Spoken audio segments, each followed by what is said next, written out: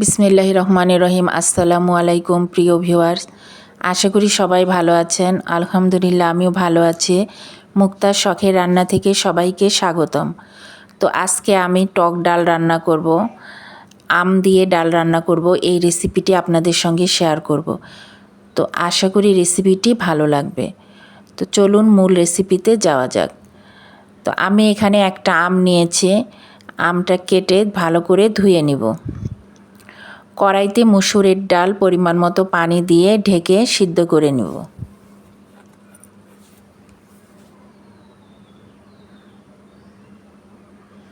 তো ডাল আমার কিছুটা সিদ্ধ হয়ে গেছে। এখানে হাফ চামচ হলুদ গুঁড়া আর পরিমাণ মতো লবণ দিয়ে দিব।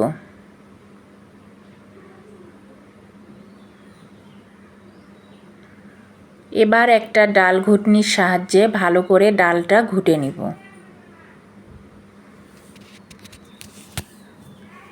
কিছুক্ষণ ঘোটা হয়ে গেলে ডালটা কিছুক্ষণ জাল করে নিব।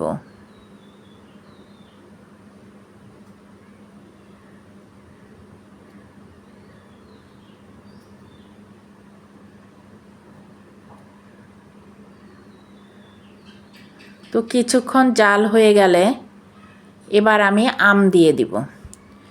আমি আম কেটে নিয়েছি, আমটা প্রায় পেকে গেছে। 3-4 দিন হলো ঘরে ছিল, তো পেকে গেছে আমটা। তো ভালোই হয়েছে, টক কম লাগবে। কাঁচা আমের টক বেশি লাগে।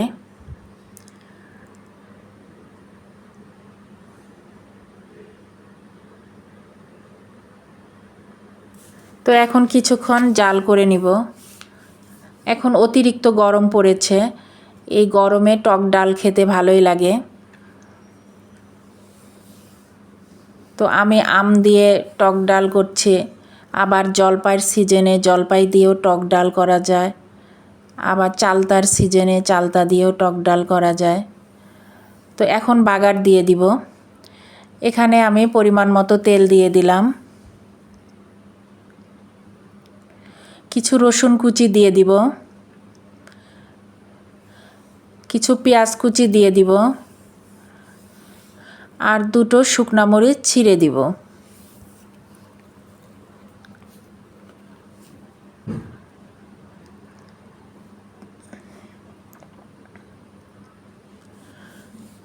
তো এখন এটা নেড়ে চেড়ে কিছুক্ষণ ভেজে নিব।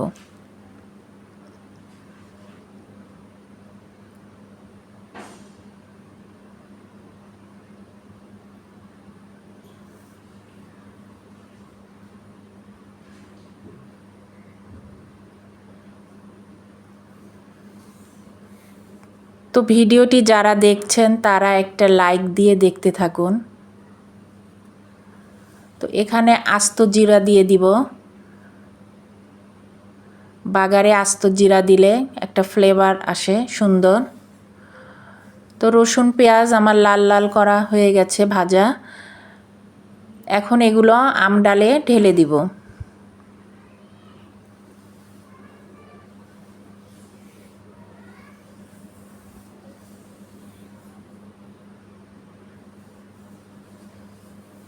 তো এখন নেড়ে চেড়ে নিব।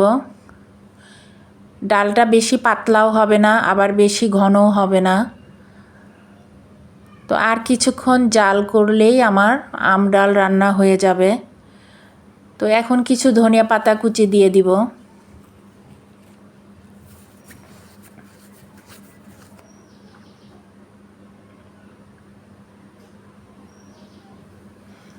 তো ভিডিওটি ভালো লাগলে একটা সাবস্ক্রাইব করে পাশে থাকবেন, একটা লাইক শেয়ার কমেন্ট করবেন।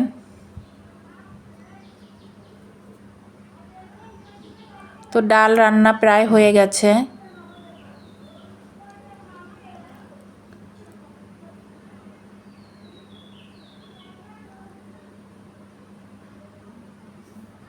তো আর একটু জাল করে আমি নামিয়ে নিব।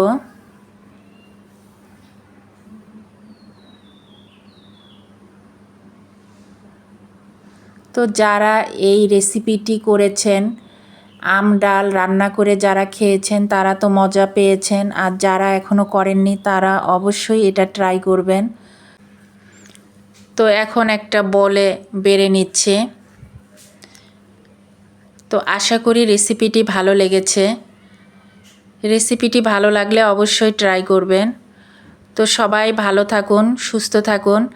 আগামীতে আবার কোনো রেসিপি নিয়ে আসব ইনশাআল্লাহ। আল্লাহ হাফেজ। আসসালামু আলাইকুম।